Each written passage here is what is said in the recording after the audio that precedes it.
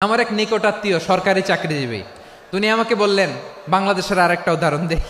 উনি আমাকে বললেন যে প্রতি বছর আমাদের অফিসের ফার্নিচার চেঞ্জ করে। আমি বললাম, প্রতি বছর ফার্নিচার চেঞ্জ করে কেন?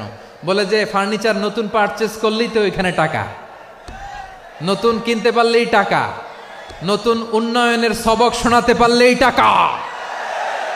প্রথম আলোর রিপোর্ট, কি আলো?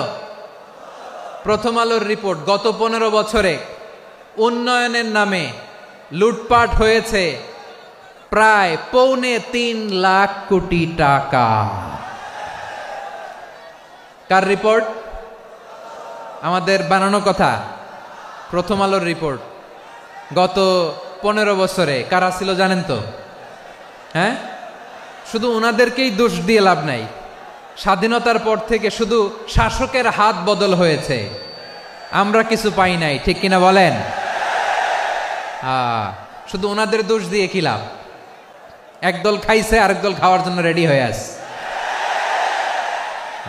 আমরা এরকম চাই না। আমরা চাই স্বাধীন সার্বভৌম বাংলাদেশ, আমরা চাই দুর্নীতিমুক্ত বাংলাদেশ।